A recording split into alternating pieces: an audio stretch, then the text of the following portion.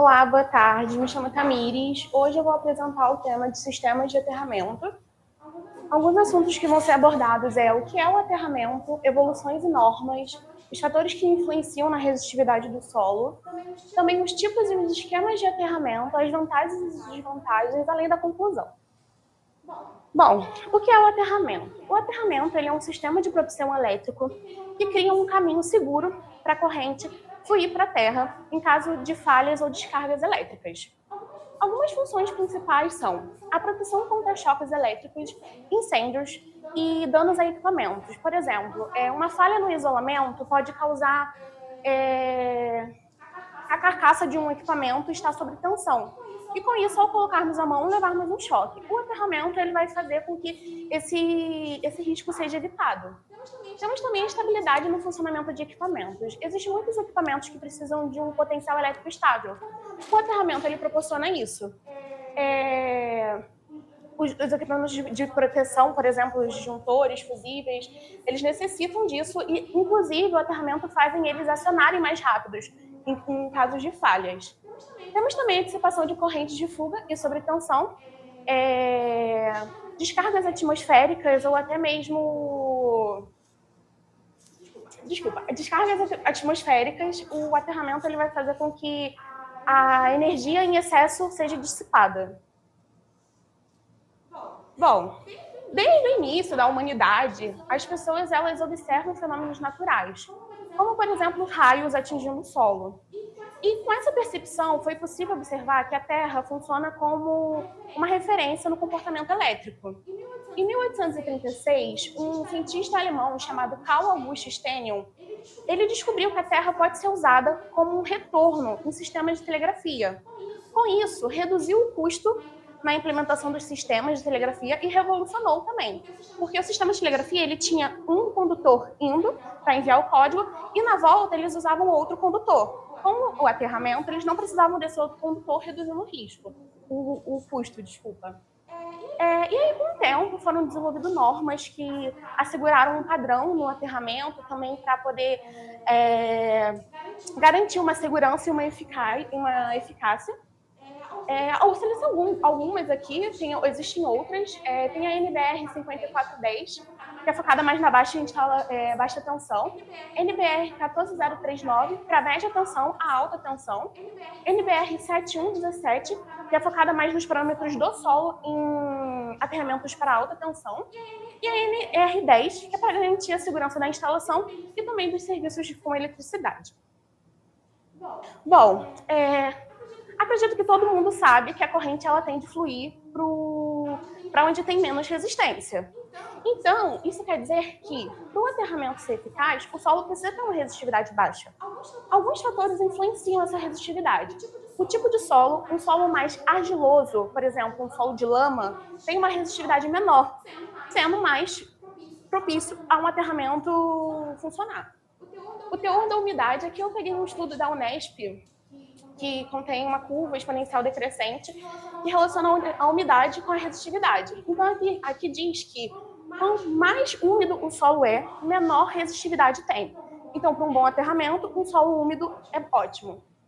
Tem também a questão da temperatura. Nesse mesmo estudo da Unesp, relaciona a temperatura com a resistividade. Quanto mais quente o solo é, menor a resistividade. Então, um solo congelado, por exemplo, não é bom para um aterramento. Além disso, temos a composição química dos sais dissolvidos na água, a compactação e pressão e a geometria da haste. Quanto maior a haste, ela vai abranger mais área e, com isso, a corrente vai fluir com mais facilidade. Bom, existem dois tipos de aterramento, o funcional ou operacional, eles são chamados dessas duas formas. Eles são mais utilizados para garantir o funcionamento adequado dos equipamentos e dos sistemas elétricos também, porque ele vai estabilizar o potencial elétrico e vai servir como referência de tensão para o correto desempenho dos dispositivos elétricos. E temos também de proteção, que ele vai garantir a proteção das pessoas e da instalação. Bom, a NBR 5410 ela determina alguns esquemas de aterramento. São 3: o TN, subdividido em três, que é o TNS, o TNC e o TNCS. Temos o esquema TT e o esquema IT. Vou falar um pouco mais sobre eles. Bom, o esquema TNS, ele é composto por um único aterramento na fonte e dois condutores, sendo um deles o condutor neutro e o condutor de proteção. Eles vão em paralelo para a minha instalação, porém eles são aterrados no mesmo local. Aqui em cima a gente consegue observar melhor o secundário de um transformador em estrela. O neutro dele é aterrado, indo para minha massa, né, meu equipamento, e um outro condutor de proteção indo para minha carcaça do equipamento. Bom, temos o esquema TNC. O esquema TNC, eles também são aterrados no mesmo local, porém só vai um único condutor para minha instalação. Aqui a gente também consegue observar que aqui eu tenho a minha fonte, o neutro é aterrado, e aí vai um único condutor para o meu equipamento. O esquema TNCS, pelo nome a gente já consegue observar, é a união do esquema TNC com o esquema TNS. Então, uma parte da minha instalação vai ter apenas um condutor funcionando como neutro e condutor de proteção, e a outra parte vai ter os meus dois condutores separados, de neutro e de proteção. Bom, o esquema TT, ele é um dos mais eficazes. Por quê? Ele possui dois aterramentos. O meu neutro é aterrado em um local e o meu condutor de proteção é aterrado em outro local. É basicamente isso. O neutro está vindo para cá e alimenta as minhas cargas, e o meu terra também, o meu condutor de proteção também é aterrado em locais diferentes. Bom, por fim, tem o esquema IT. Tem duas formas, né? Que é com o neutro não é aterrado e o condutor de proteção é, e tem quando o neutro é aterrado, só que com uma impedância. E o condutor de proteção é aterrado separadamente.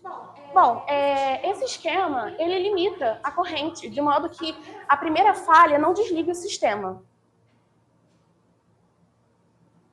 Bom, algumas vantagens e desvantagens sobre esses esquemas. No esquema TN, uma vantagem dele é que ele permite que uma corrente de falha maior. E com isso facilita que os dispositivos de proteção detectem com mais facilidade. E uma desvantagem é que em caso do neutro, de haver uma falha no neutro, existe uma sobretensão uma sobretensão maior, e isso é muito perigoso.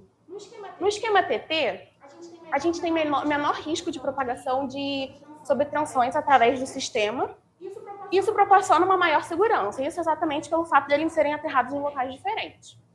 Já a desvantagem é que ele requer uma instalação mais complexa e custosa.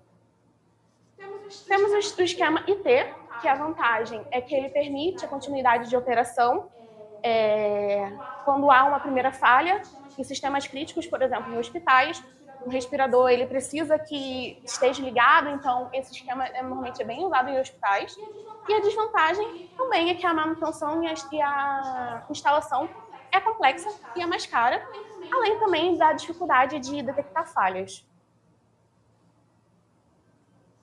Bom, eu espero que eu tenha trago um pouco mais sobre o que é o aterramento, a importância deles. Indico muito vocês a procurarem, pesquisarem mais, porque é muito importante a gente estar ciente, né, de todas as evoluções.